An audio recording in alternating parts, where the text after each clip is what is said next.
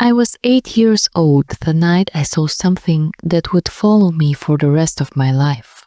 Even now in my 50s, when the wind is sharp and the sky is the color of bruises, I remember. January 1984.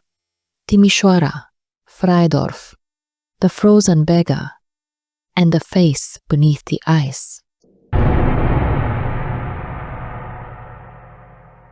We were children of winter. That January had been unusually harsh. Steel skies, breath visible like spirits in the air, and the Bega frozen thick enough to become our kingdom. Hockey on the frozen Bega River was our favorite game. We fashioned sticks from broken broom handles or simple branches and used chunks of wood for pucks. Our laughter echoed through the barren willow trees across the frozen canal. My name is Alina. Back then, I was a small thing, all scarf and tangled hair, cheeks red from the cold. On Wednesday, January 18th, 1984, we played longer than usual. Dusk had swallowed the world, and the street lamps flickered to life like cold fireflies. I knew I was late getting home. I skated down the center of the Bega, the ice groaning softly beneath my weight. Freidorf's shadowed homes watched from the riverbank. Then, just as I passed under one of the iron footbridges, I saw it. A ripple in the ice. I stopped. Something moved under the surface. No, in the water. The canal, though frozen, had weak spots, and there, through a clouded patch of ice, something thrashed. A swimmer. He rose slowly, his body slicing through the dark water with unnatural grace.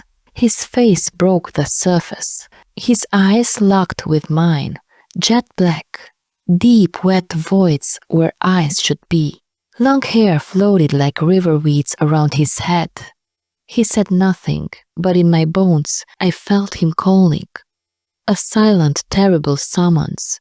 I turned and ran. My skates clacked against the concrete as I bolted from the ice and didn't stop until I burst through the gate to our house. I told Mama nothing. What could I say? That the Bega had a ghost?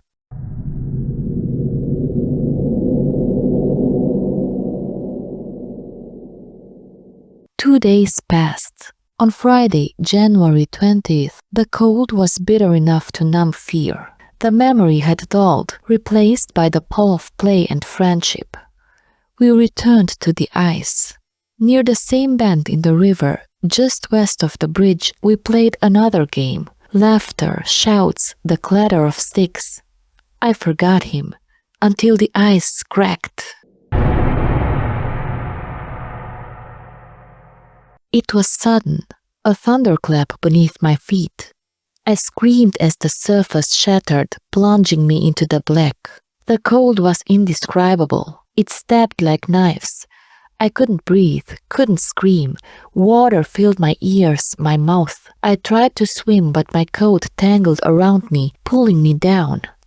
I hit the underside of the ice. Trapped. I looked up. Shapes moved above. My friends running, fleeing. Then another shape. A figure in the water with me. He came from the depths, bubbles trailing him like whispers. Strong arms wrapped around me. My vision blurred. I blacked out. When I woke, I was on the shore. The sky swam overhead. Sirens howled in the distance. I sat up. A tall figure stood at the edge of the canal. His long hair clung to his shoulders. His chest was bare, skin pale as bone. And those eyes, still black, still bottomless. "Who are you?" I asked. He didn't answer, just turned slowly and walked into the mist.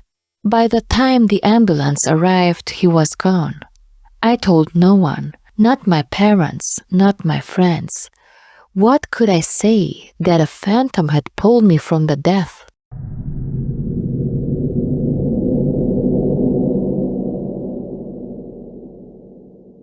Years passed. Life moved forward. Timisoara changed. The revolution came and went. Freidorf aged with us. I grew up, left home, and became a student at the University of the West. One cold night in the 90s, alone in the library, I browsed the early internet on a clunky terminal. I typed famous swimmers. Don't ask me why. Maybe a ghost had tugged at my sleeve. His face appeared.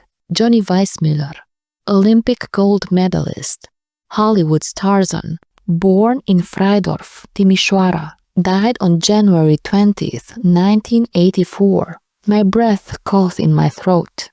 The date, the face, the eyes. I couldn't be sure, but deep inside I knew. The mysterious man had saved me from drowning the day Johnny Weissmuller died.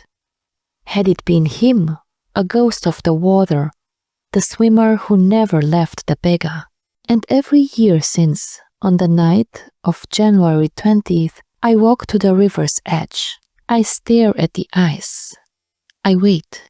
And sometimes when the air is still and the water hasn't frozen yet, I swear I see ripples forming, slow and rhythmic, as though someone is still swimming below, waiting, watching, gliding silently through the canal where he was born, and where something of him, I believe, remains.